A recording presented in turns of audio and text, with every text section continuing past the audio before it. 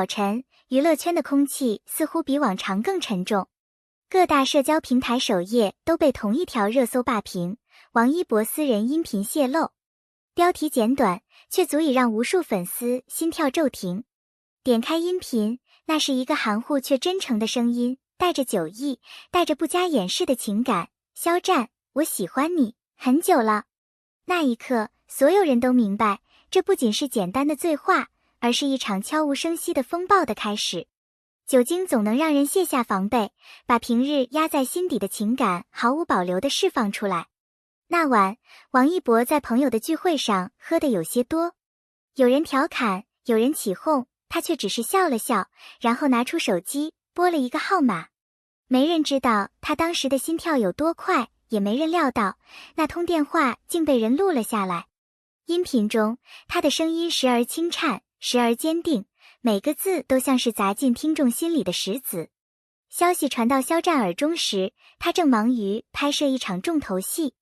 助理递过手机，屏幕上是满屏的热搜和朋友的提醒。他怔住了几秒，没有立即点开音频。直到深夜，他独自坐在化妆间，戴上耳机，听见那句"我喜欢你，很久了"时，他的手指不由自主地收紧。那不是陌生的语气，那是他熟悉却从未敢面对的情感。几天后，媒体拍到两人在一个偏僻的小巷口出现，没有保镖，没有工作人员，只有他们和夜色。肖战戴着帽子，王一博穿着宽松的连帽衫，两人似乎在低声交谈。偶尔，王一博会抬头望向他，眼神中有歉意，也有不容忽视的坚定。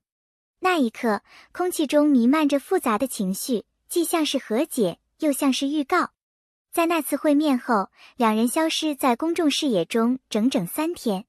有人猜测他们躲在某间公寓里谈话，有人甚至怀疑他们吵了架。真实的情况无人知晓，但据一位知情人透露，那3天里，他们谈了很多，从最初的相识，到一路走来的点滴，再到音频泄露后可能面对的舆论风暴。王一博说，我不后悔说出来，只后悔没能早点告诉你。外界的声音越来越嘈杂，有人质疑这是一场精心策划的炒作，有人则坚信这是真情流露。粉丝阵营出现了分裂，有人全力支持，有人选择沉默，甚至有人公开脱粉。媒体不断追问两人的经纪公司，而官方始终保持无回应的态度。这种沉默反而让事件的热度持续攀升。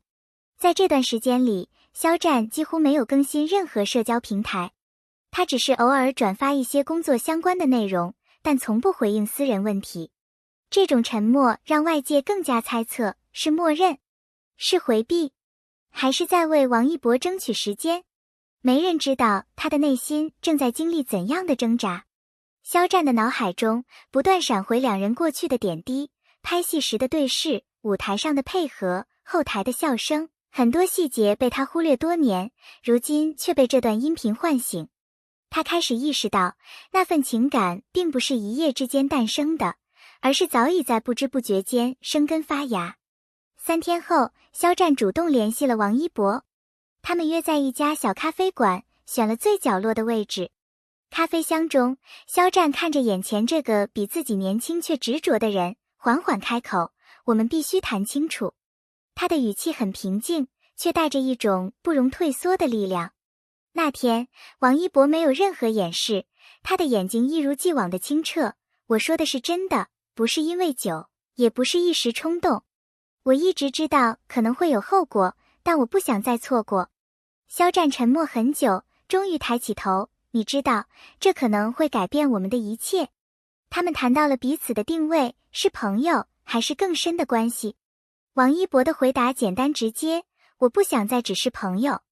这句话像是一把钥匙，打开了尘封已久的门。肖战没有立刻回应，但他的眼神已经出卖了他内心的波澜。外界的报道仍在发酵，他们的一举一动都被无限放大。经纪公司开始施压，要求他们减少接触，以免影响各自的发展。但在私下，他们的联系反而更频繁了。也许正是在压力下，他们才更清楚自己真正想要的是什么。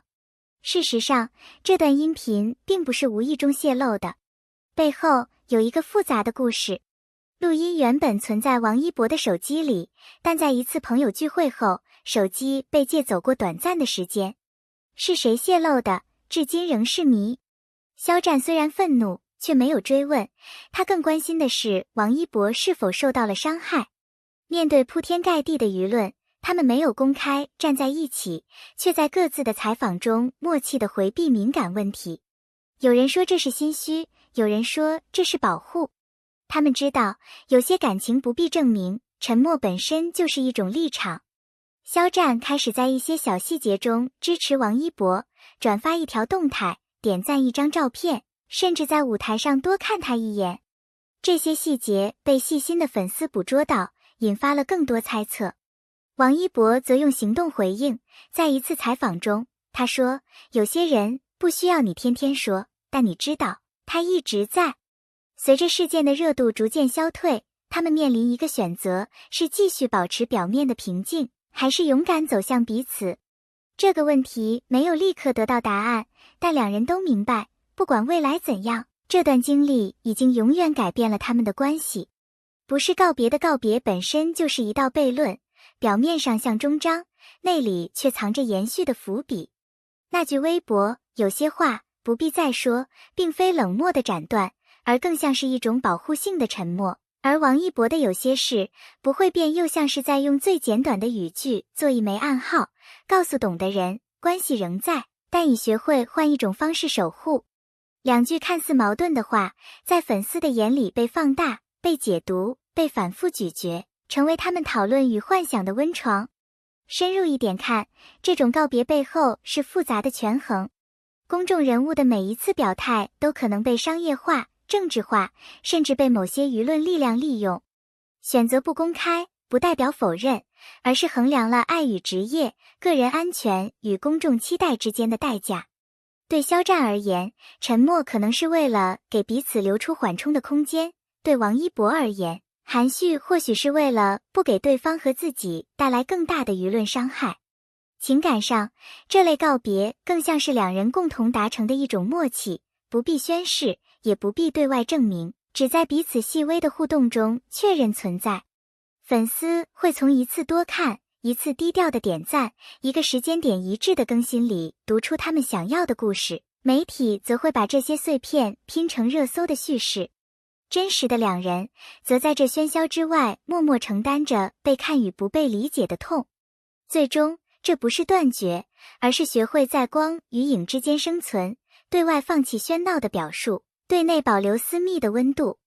它像一扇半掩的门，门缝里透出微光，但推门的手指指向对方示意，不愿让外人进来。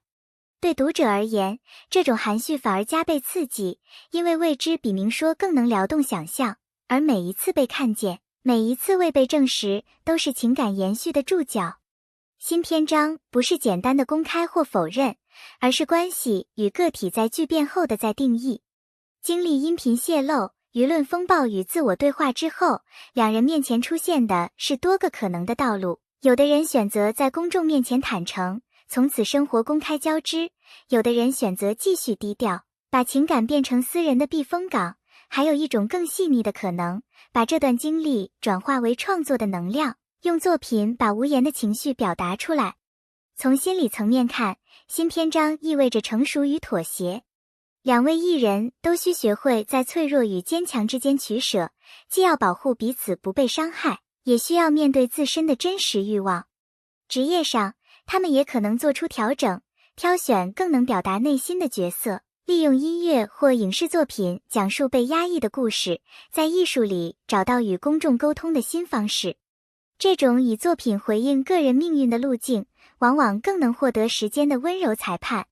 对于粉丝和社会，新篇章也是一次反思的机会。我们是要窥探偶像的每一寸隐私，还是学会尊重他们作为人的复杂性？如果两人选择以艺术作为出口，那么支持与理解将比猎奇更有价值。若他们选择将关系放回私域，那这也是一种勇气，在名利场中坚持不被定义的自由。